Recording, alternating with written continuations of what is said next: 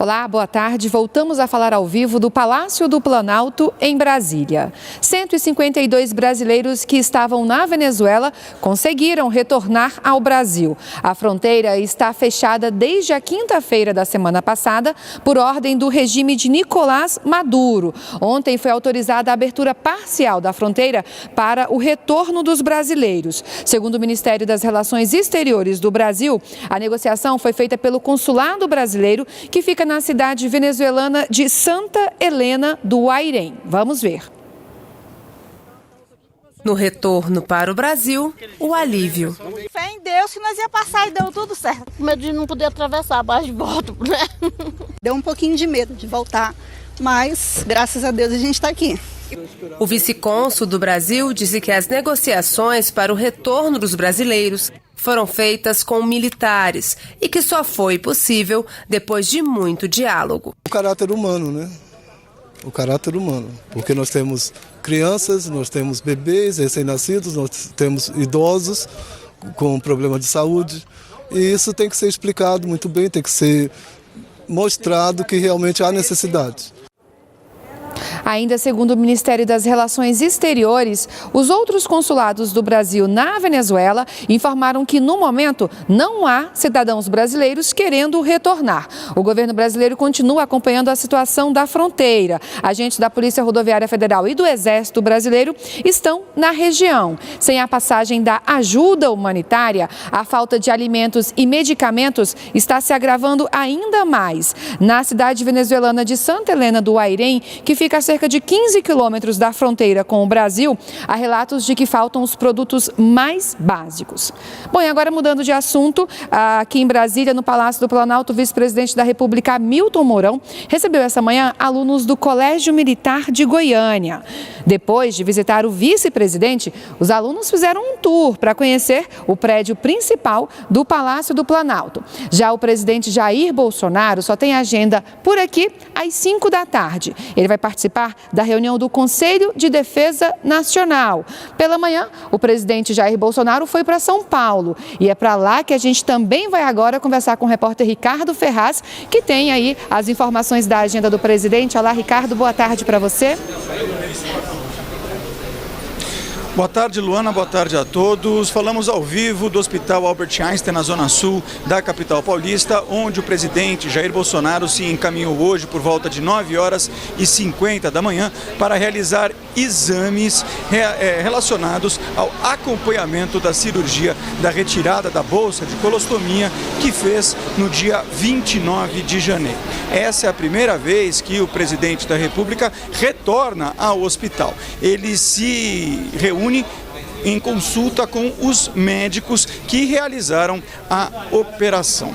Jair Bolsonaro deve retornar a Brasília no início da tarde de hoje para cumprir a agenda prevista para as 17 horas. O presidente realizou essa cirurgia da retirada da bolsa de colostomia depois que sofreu o atentado durante a campanha, quando ele tomou uma facada, e ele realizou 3 cirurgias depois deste acontecimento. Ele ficou na última cirurgia internado durante 18 dias e teve alta no último dia 13. Voltamos a qualquer momento com mais informações. Continue acompanhando a programação da NBR, a TV do Governo Federal.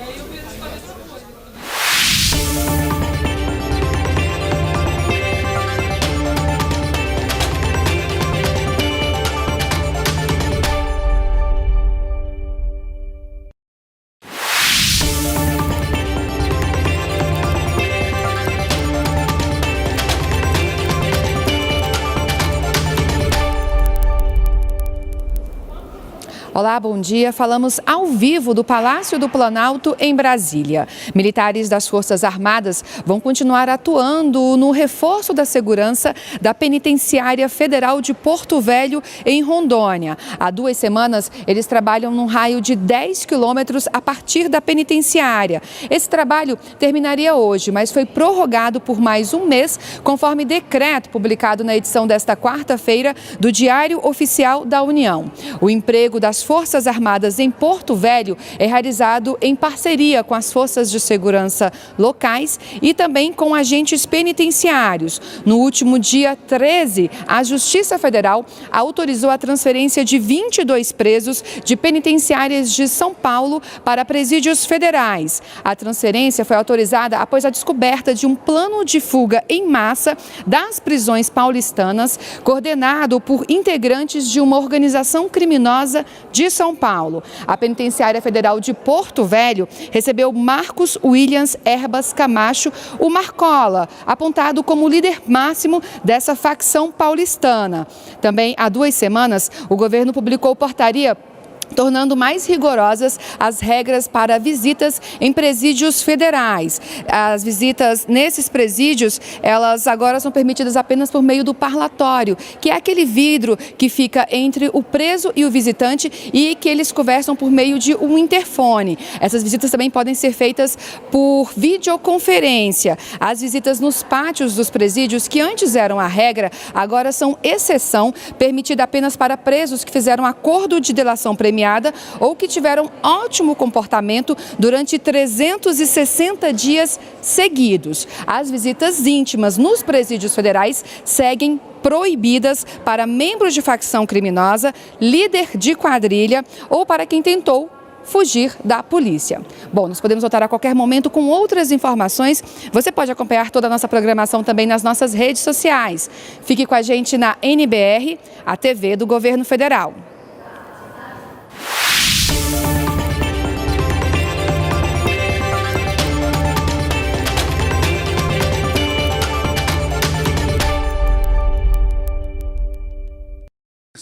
O general de Exército Joaquim Silva e Luna é o 13º diretor-geral brasileiro de Itaipu e o 3º militar no cargo.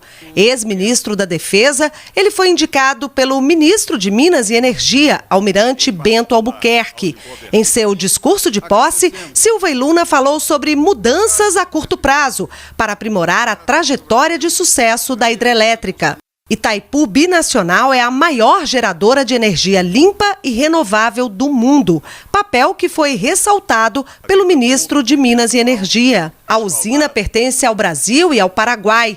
Pelo acordo, os países têm direito a 50% da energia produzida. O Paraguai não usa toda a sua cota e vende para o Brasil o excedente.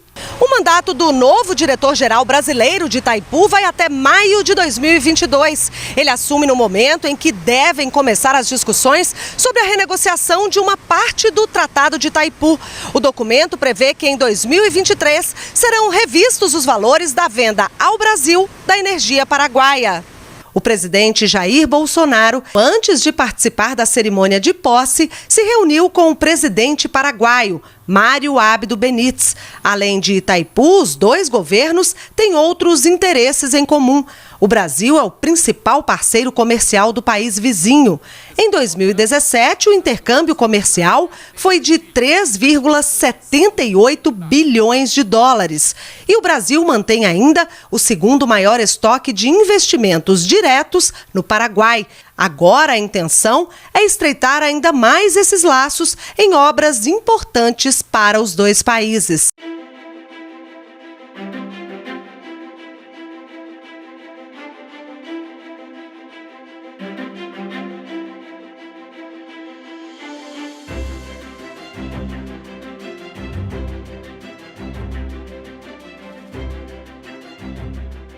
Prezado Mário Abdo, colega presidente, a segunda ponte sobre o Paraná, bem como sobre o Rio Paraguai, é de fundamental importância para os nossos povos.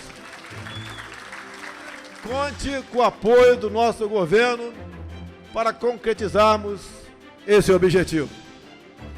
Também quero agradecer a parceria que estamos tendo na questão do combate ao crime organizado e lavagem de dinheiro. Será um prazer recebê-lo em Brasília no próximo mês, onde aprofundaremos outras discussões para o bem-estar dos nossos povos.